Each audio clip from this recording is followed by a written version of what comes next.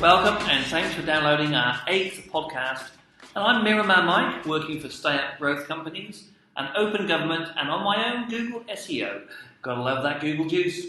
And I'm Raj. My background's in film, design, media and technology. You're here because you're a Kiwi that either works in or has a great passion for tech or media in New Zealand. We have another great show for you today. Later we'll catch up with Grant Sherson from VisionCollege in Waikato, where we talk about growing our tech talent locally. Episode 8, let's get that news. NetHui and privacy. The annual Internet NZ conference, NetHui, finished on Friday last week, and as the organisation that looks after our internet here in New Zealand, it is an important event that all that work and use the internet. Hands up that don't use the internet. Put your hand down, Raj. The conference covered a wide range of subjects from empowering women using the internet through rural and remote connectivity to the one that caught my eye on Twitter, privacy. There was a lot of discussion around creating a short privacy statement, sort of like the Creative Commons. And as it was initially raised by Brenda Wallace, long-time active member in the tech scene, I would keep a watchful eye on what happens. NetHui always has the standing IT minister attend with equivalents from other political parties. And they're encouraged not to just turn up and present and bugger off, but to be true attendees. So Amy was there. Claire Curran, the Labour MP for Dunedin South, is superb even at this and has gained a lot of respect from the tech community over the years for being active in our tech world. Big shout out also to Gareth Hughes, Green MP, and to Simon O'Connor, National MP, for being very close seconds in that respect. And all of these guys are members of the Parliamentary Internet Forum. Check out the attendee notes using public Google Docs, and that's at nethui.org.nz conversations. And that's something I started with WebStock a few years ago. Is that right? Yes, So we have you to thank for this. That's right. BYOD is about data management now, not just device management. Juniper Network Software-Defined Network Director of Product Marketing, how's that for a job title? That's not bad. Steve Shaw says today this week at a conference, this is a move away from enterprise having entire control of a device, moving away from a device management into more data management. That makes sense. Well, basically everyone can bring whatever they like, log into Google Drive, Box, whatever, grab the things they need to do, go out, present, do some accounting, whatever it is, and crack on. So they manage the data but not the device. Yes. So they've realised that, there's so many devices out there and your data is your data. So what's easier to manage, Yeah. Manage the data, not the device. Very cool.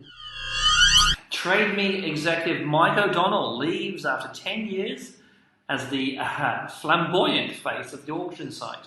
It was announced last week, actually, that Mod, as he's now known, or it has been known for ages, steps down next month, ending 10 years as the flamboyant face of the auction site. Everyone's going to leave at some time, but what's most interesting is where he's going. Now, check out this bunch of business wank. Whoa. He's going to be the executive director of a startup venture owned jointly by MFAT, Ministry of Foreign Affairs and Trade, and NZTE, the New Zealand Trade and Enterprise, and he's going to market public sector intellectual property to other governments. So what's that in English, Mike? Let's just unpack that, shall we?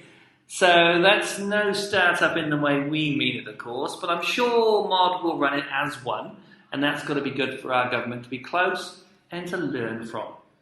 To market is to sell, and the public sector is the government. Okay, so Mod is selling government stuff overseas. But what's that stuff?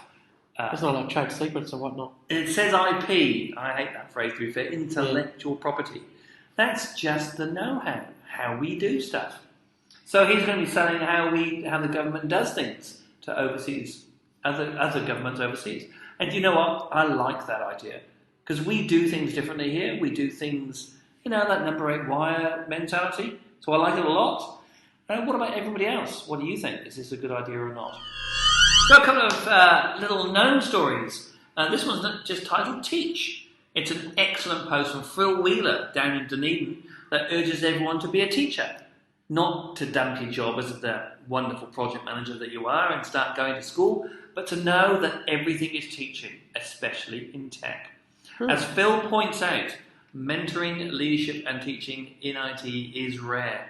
I don't know about you, Raj, but I've only had 3 or 4 times in my life where I've gone, that was a truly wonderful place to be, and that person I was working for was a mentor. Yeah, it comes a few times in your life. It does. Yeah. And it's not right. Especially in such a fast-moving industry as ours, it should be what we all do in order to keep ourselves up with the trends. So Phil ends with a call to action on his blog post, and that blog post, of course, is linked from our show notes.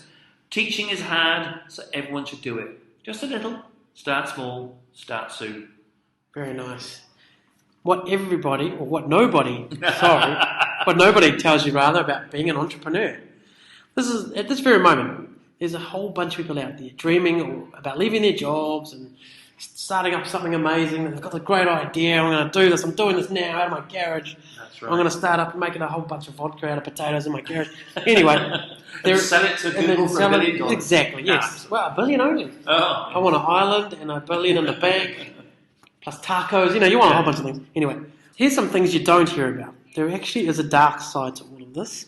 The sad truth is 90% of new businesses, including entrepreneurial startups, fail within a few years. I work on the assumption that 70 to 75% of businesses will fail within 2 years. And that's a statistical average that most countries around the world will have. So when we were doing our ones, we hit the 2-year hump. It's almost like a hump, right? You get over it, hit the 5 to the 10, and you think, okay, about 7, we're making a good go of it. Yeah. So before then, you're just freaking out and stressing the whole time. That's good. The next thing is passion alone won't cut it. We've heard so often that passion will prevail. Success has a lot more to do with less exciting character traits like patience and endurance. It takes years of hard work to build a business. Many believe that entrepreneurship means shorter hours and more free time to goof off. In reality, entrepreneurship means building a business carefully and faithfully, day by day, putting in long, hard hours of work. That's really hard work. But and that's what happens at the end. It pays dividends if you put in the hard work. You probably although you probably won't get rich. Well, yes, right. You probably won't get rich. People think that they create a startup and you'll be the next Elon Musk or Bill Gates. Hopefully not Bill Gates because he wears those weird jerseys. Anyway, if you're ultimately looking for wealth, creating a business is probably the best way to do it, but there's no guarantees in business at all. You won't fake it, ever. Don't fake it. Fake it till you make it is a popular term, and it's true. You're better to be true to yourself and then the people around you rather than just be, fake it till you make it, smoke and mirrors, BS your way through. It doesn't seem to work. Yeah, no. And one last thing, entrepreneurship isn't actually for everyone, and that's fine. So it's not all champagne, dreams and caviar. It's about creating and seizing opportunities, overcoming challenges, taking every knock as a learning experience and exercise, and never giving up. So go be something, or if it's not your bag, then carry on. Absolutely. And also, entrepreneurship is something that some people are just entrepreneurs, and they're not people who can grow a business. That's right. They'll start it, and then they need someone else to finish it. That's right? exactly right. So knowing where you are in that is definitely a thing to have. Right, let's move on to something very jolly exciting. Okay, then go on. Internal Affairs, Windows XP, Labour have asked, what the fuck? All I'm going to do here is read you some stats from Claire Curran. Remember her? She's the Dunedin State MP that gets tech. So I'm just going to read this out. According to an OIA response, an Official Information Act response, Nice, thank you. at least 20 ministries and 14 district health boards, I don't know how many we have, but that's quite a lot of them, I think there's 14 district health boards. failed to migrate all their computer terminals off Windows XP before Microsoft's 8th of April 2014 end of support line. So, and this is another thing about Microsoft. Microsoft did tell the world many years ago and constantly told everybody, we're going to stop supporting this. And here we are, New Zealand government, we've got 20 ministries and 14 district health boards still on it. They reckon that at least 40,000 terminals remain on the obsolete XP operating system. That includes police, just around 10,000 of their machines. Justice, they got just over 5,500. Defence, to be fair, just 73. But we're probably not allowed to know anymore, are we? Well, they probably have more guns than computers, right? Is that how it works? That will be in all of the tanks. Yeah. Corrections, 259, and Ministry of Prime Ministries, actually, just under 2,000. So the biggest ones are the police and justice.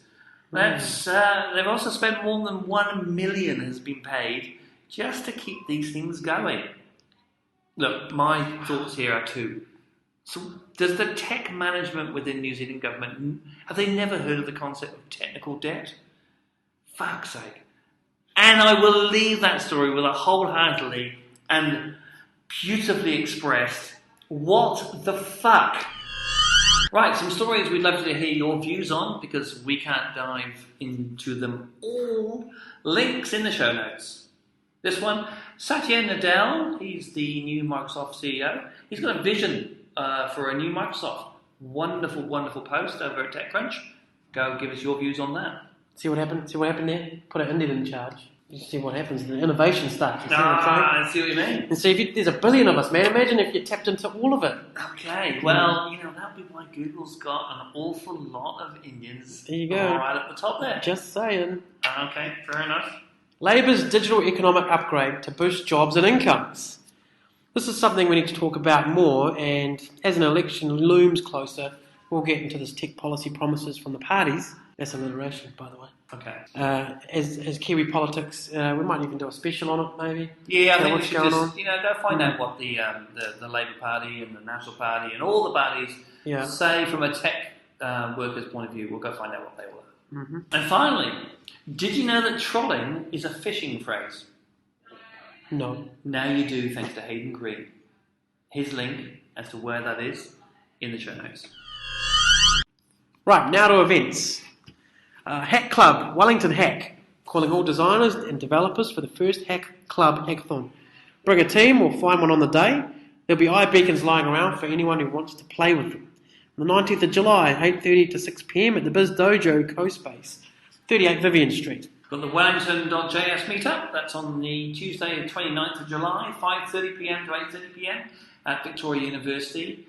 That's on 139 Vivian Street. Craig Spence from TradeMe will be telling us about building a distributed ray tracer in JavaScript with web workers. Mm-hmm. And Walter Rumsby will be chatting to the prolific James Halliday about JavaScript. Agile Conference. You know where it is. It's at Te Papa. 3 to 4th of September this year. Be there. PHP Conference New Zealand. That's at Victoria University Business School in Wellington. Get along to hear Rasmus Lerdorf. I hope I said that name right. He's at Rasmus. He's the creator of PHP. And that's on August the 27th to 29th.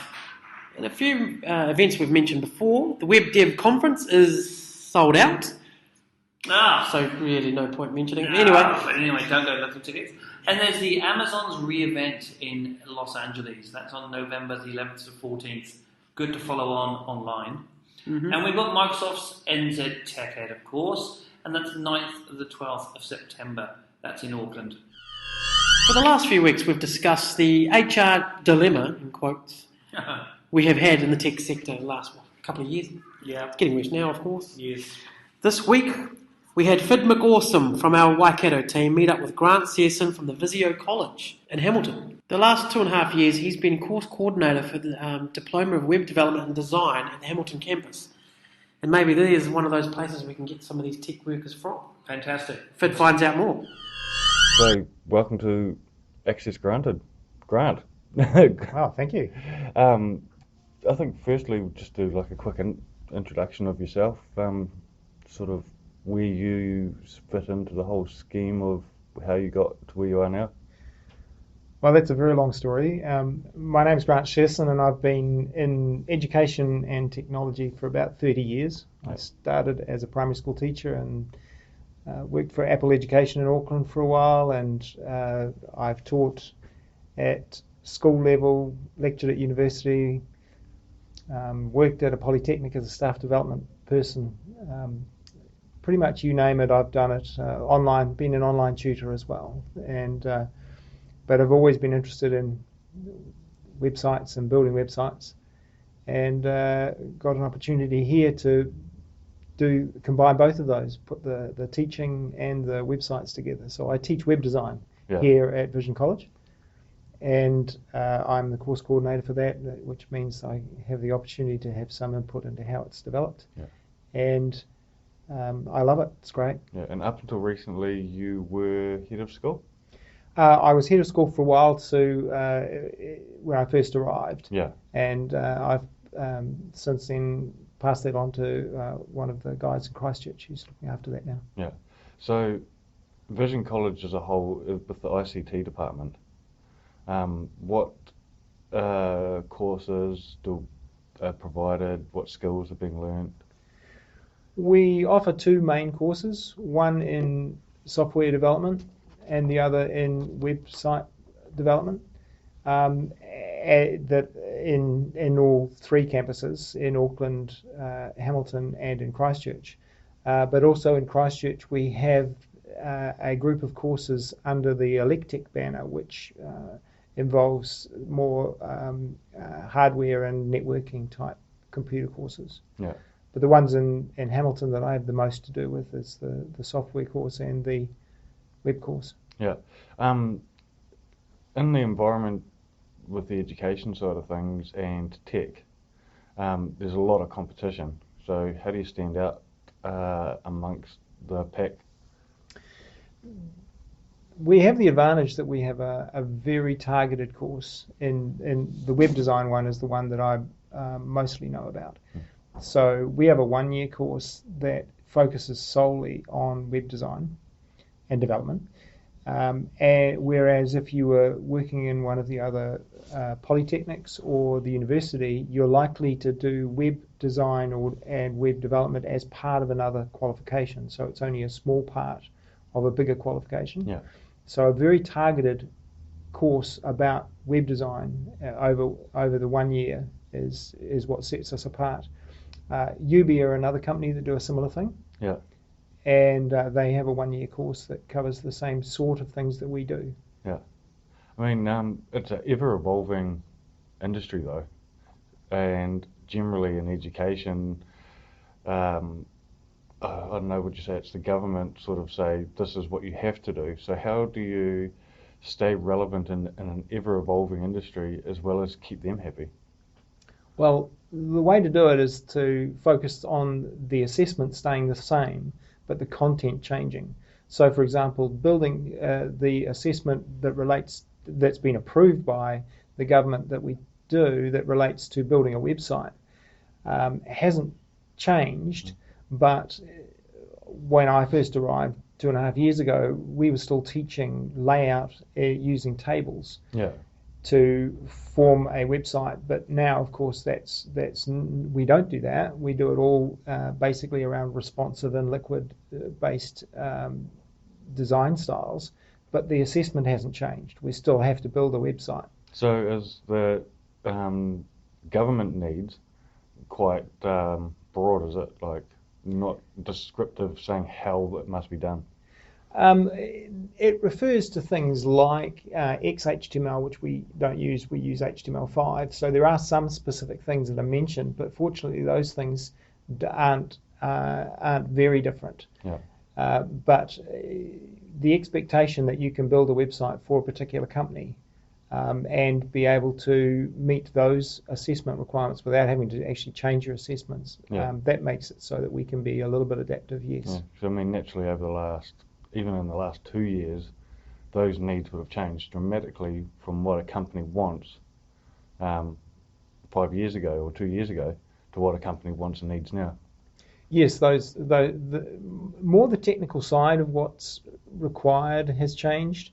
That's more the case than actually having to change what you're offering. You are offering to a business a well-planned, well-designed website that has the range of functions that they're going to need. Now those functions may have changed, but the actual website itself is still a way of communicating between a company and their clients. Yeah. So what's the environment with learning? How do the kids, I say kids, and I was one of the kids not so long ago, How do the students learn all this? Like, what's the sort of guts of how you go about teaching them? Well, obviously, we break down the course into the components that they're likely to need when they are out in the workforce. There's the design part of the course, which is a quarter of the courses that we offer is done in focusing on Photoshop and the look and feel and the visual communication side of a website. And that's taught. I don't teach that actually. We have another tutor who's currently a graphic design, runs his own graphic design company, so it's very connected with industry in that way. But he offers, works it in a very project problem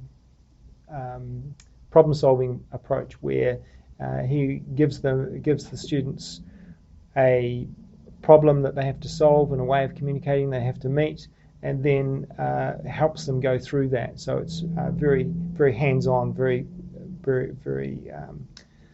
focused on making sure that they can take it from the beginning of the problem through to the solution. The same sort of thing happens in the other 3/4 of the course, which is the bit that I have most to do with, where we're trying to give students the knowledge that they need and the skills that they need to match the problems that are out there. So we teach introductory HTML and CSS, which is the styles sheet approach to websites. We also teach JavaScript and programming. And we do a bit on the project side of building a website. So how do you put together a proposal for a potential client, and how you do things like storyboarding or layout type work.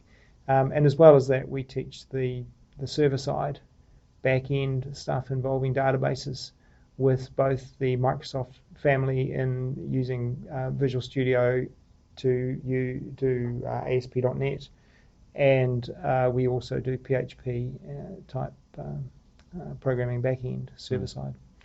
In a lot of in learning environments, it's nothing like real-world sort of learning, and people coming out with experience on how to build a website, how to do this in software, blah blah blah, but they're not learning how to deal with clients and that sort of thing. What does Vision provide that, as opposed like anything to get people ready to actually deal with their clients?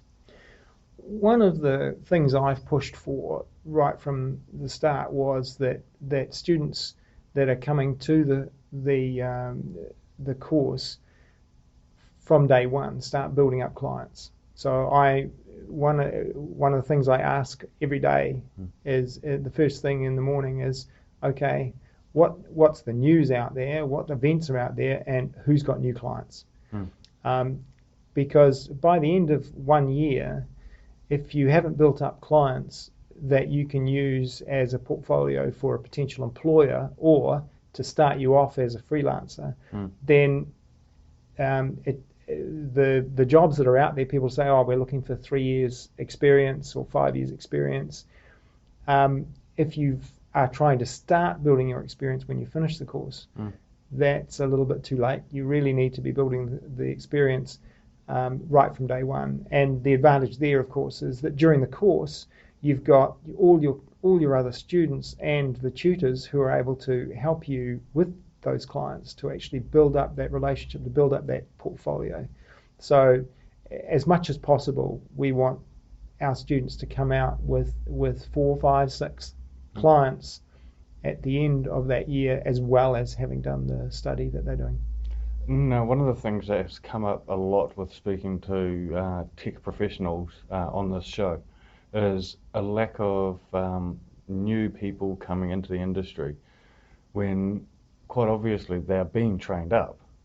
Do you think the problem is that they are being trained up but they're going off to become freelancers and do their own thing, or are they going overseas, or why is this stigma that there are no Kiwis in the tech industry available to go and work for these bigger companies.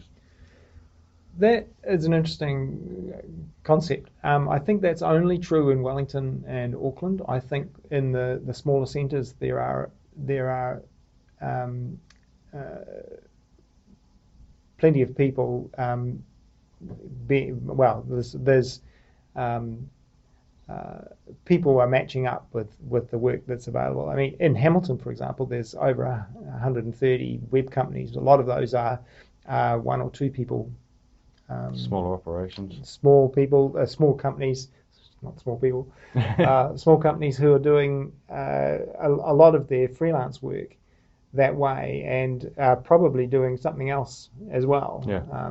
So they're working as a call center operator for half the week, and then the rest of the time they're getting to actually do their design stuff. Or building websites and doing podcasts for the rest of the time. But it's interesting. I mean, you say that companies are saying there aren't enough trained out there, but the thing is that what I mentioned before, they're asking for people with 3 years experience. Yeah. They're not looking for somebody to train up. Yeah. And we're in their particular field. So the people are out there. Yeah. But what they're asking for doesn't quite match. It was interesting. Recently, one of my students pointed out that somebody had asked for a person that could do some work in a technology that's about 5 years old, at the same time as being able to be aware of the latest Apple programming language that's just come out. Swift. And so in the same ad, they were asking for somebody with experience in things that were 5 years apart, which seemed really, really odd. So odd. Perhaps it's just that the companies are not advertising with the students or the recent graduates in mind, and yet those recent graduates would be brilliant. Do you think those industries maybe need to look at putting in place a way of feeding their own business, bringing in the students and building them up to be great people, and then trying to retain them themselves? Yes, well, I mean, I talked with one of the heads of one of the companies in Hamilton, actually, and she said that the people that she employs, they really learn the job once they start. Yeah. She's still expecting a high level of experience and a high level of skill, but she's not expecting them to know her business. Yeah. That's what they learn when they start there. And so those sort of opportunities,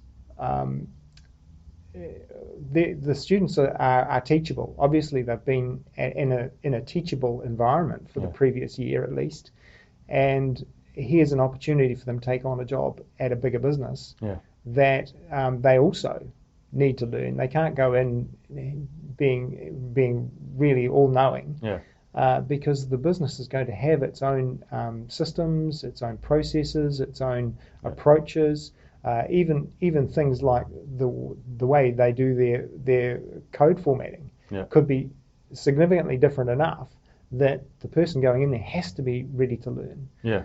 And so I suppose everybody does it differently as well. Everyone's got their own style. That's exactly right. And so somebody with 3 years experience, different dialects. Somebody with three years experience may not actually have the right 3 years experience to be helpful. They might have to unlearn some things. So taking a fresh graduate, I think, would be a far better opportunity for a lot of these businesses. It's almost like there needs to be a way of getting these tech companies in touch with these students. Like there just doesn't seem to be a format in New Zealand for that. Well, I mean, you've got three places these students are going. You've got the web design companies themselves, and you've got the freelancing. Yeah. But you've also got a whole other group of people where you've got a business that just has one web person. Now, they don't really know what they're looking for. So they're a slightly different breed. But I see that those people there's more opportunities for that sort of job than there is necessarily in the web companies themselves. You've got quite a deep history in the tech industry in New Zealand, haven't you? I like tech, and I like education, I like teaching, so yeah. Yeah. Well, if anyone wants to be able to help with the getting involved with bringing their companies forward, how can they get in touch with you? The easiest way, I don't have a Twitter account. Yeah. So the easiest way is through VisionCollege, and it would be my email address is grant.sherson, that's SHERSON, at visioncollege.ac.nz. I'm sure the boys will put your email address in the show notes, so if anyone Excellent. wants to get in touch with you. Happy to hear from people. Yeah, and are you open to hear just any thoughts or anything? Or Well, yes. I mean, as a lifelong educator, I'm a lifelong learner as well. So Yeah. when people are giving me suggestions, hey, I'm here to listen. That's how you learn, in my view. I listen to probably between 8 and 10 hours of podcasts a week. Yeah. Outside of my work hours, just to keep myself up to date. So you got to keep learning. Yeah, man. Well, thanks for your time, Grant. That's all right. Thank you. Love Grant's thinking. Great interview. And it goes to show that everyone and anyone can do their bit to solve the tech drought we hear about in New Zealand. So get in touch if you can help, and we'll make sure that you're connected to similar people working together to solve the problem. And shout outs. Thanks to the guys at Haynes Attract this week for letting us commandeer a meeting room and borrow a couple of beers. Oh, very nice. Thank you very much. Actually, I might get Damien, the CEO, on at some stage to talk about workhere.co.nz. It's a new initiative, another initiative out there that brings tech workers to New Zealand. Fantastic. Now, as always, don't take our jibber jabber as gospel. Get the links of our stories and the stories we reference in our show notes. All the notes are in one place. They are linked from the #me podcast post when we go live on Tuesday. Or simply Google Access Granted Show Notes. You'll be surprised how great our SEO is. Look on Twitter for me at Miramar Mike. Miramar, Miramar Mike. I knew that. And Raj at NZ Raj. You can use our podcast hashtag, Access Granted. But you can email us on accessgranted@me.co.nz. And for all the hashtag goodness, such as the Twitter link, Facebook page, news, prizes, and much, much more, go to the me.co.nz website. Hey, thanks for your time and see you next Tuesday with the Kiwi Tech News for those who make the computers do what they do. #me.co.nz